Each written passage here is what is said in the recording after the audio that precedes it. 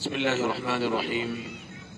الحمد لله وكفى وسلام على عباده الذين اصطفى، أما بعد. أعوذ بالله من الشيطان الرجيم. بسم الله الرحمن الرحيم. قل كل يعمل على شاكلته فربكم أعلم بمن هو أهدى سبيلا. صدق الله مولانا العظيم. یہ سورہ بنی اسرائیل کی آیت مبارکہ ہے. اس کو سمجھنے کے لیے ایک واقعے کا سہارا لیتے ہیں. ایک مرتبہ ایک بادشاہ سلامت کے دربار میں 4 شخص بیٹھے تھے. ایک نابینا اندھا، ایک عاشق مزاج آدمی، ایک فقیر اور غریب، اور ایک عالم دین.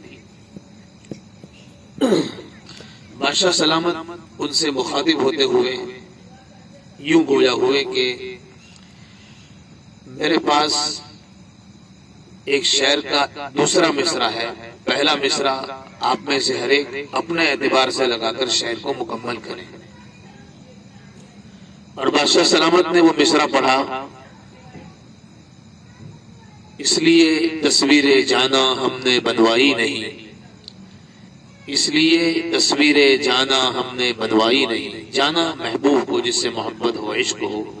اللہ تعالیٰ کی ذات بھی اس سے مراد لیتے ہیں، چونکہ ایک ایمان والے کی نگاہ میں اللہ کی ذات سب سے زیادہ محبت کے لائق ہوتی ہے. یہ مصرع کہا اور کہا کہ اس کا پہلا مصرع لگا کر شعر مکمل کرو. تو نابینا آدمی نے مصرع لگایا کہ اس میں گویائی نہیں اور مجھ میں بینائی نہیں، اس لیے تصویر جانا ہم نے بنوائی نہیں. گویائی کہتے بولنے کی طاقت کو، اور بینائی دیکھنے کی طاقت کو کہا جاتا ہے.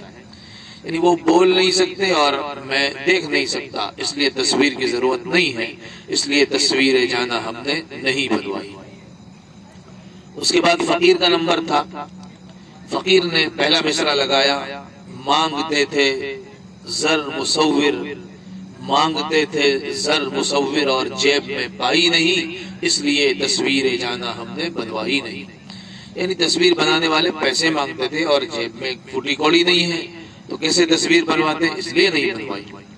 عاشق مزاج کا نمبر آیا تو اس نے کہا کہ ایک سے جب 2 ہوئے تو لطف یکتائی نہیں، اس لیے تصویر جانا ہم نے بنوائی نہیں. یعنی اکیلے رہنے کا جو مزہ ہے، 2 ہو جائیں تو وہ ختم ہو جاتا ہے، اس لیے تصویر جانا ہم نے نہیں بنوائی.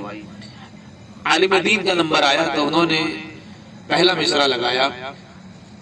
بت پرستی دین احمد میں آئی نہیں، بت پرستی دین احمد میں آئی نہیں، اس لیے تصویر جانا ہم نے بنوائی نہیں. یعنی یہ تصویر بھی گویا کہ اس میں شامل ہے، اسٹیچو بنوانا، مجسمے بنوانا، گویا کہ ایک طرح سے بت بنوانے کی مثل ہو جاتا ہے، اس لیے ہم نے تصویر جانا نہیں بنوائی. ایک واقعہ ہے، لیکن اس سے یہ پتہ چلتا ہے کہ ہر ایک کے سوچنے کا انداز الگ ہوتا ہے.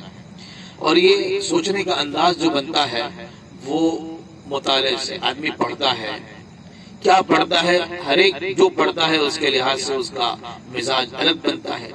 جن کے ساتھ بیٹھتا ہے ان کے لحاظ سے مزاج الگ بنتا ہے. جس گھر میں، جس ماحول میں تربیت پاتا ہے اس لحاظ سے مزاج الگ بنتا ہے. تو یہ مزاج کا الگ الگ ہونا یہ بھی اللہ کی قدرت کی بہت بڑی نعمتوں میں شامل ہے. اگر یہ بات ہم کو سمجھ میں آ گئی کہ ہر ایک کے سوچنے کا انداز الگ ہوتا ہے، ہر آدمی غلط نہیں ہوتا، تو بہت سی ہماری شکایتیں اور بہت سے ہمارے شکوے جو لوگوں سے رہتے ہیں وہ خود بخود جو ہے کم ہو جائیں گے، کم ہو سکتے ہیں. اور آیت مبارکہ میں اللہ تعالیٰ اسی کو فرماتے ہیں، کہہ دیجئے کہ ہر ایک اپنے شاکلہ پر، یعنی اپنے پیٹرن پر عمل کرتا ہے، اور اللہ کو زیادہ معلوم ہے کہ راستہ صحیح زیادہ کس نے پایا ہے. اور انسان کا جو پیٹرن بنتا ہے، اس کا جو شاکلہ بنتا ہے، وہ مزاج، ماحول، تربیت جس والدین کے گھر میں پیدا ہوتا ہے اس کے لحاظ سے اللہ تعالیٰ اس واقعے سے ہمیں فائدہ اٹھانے کی توفیق دے.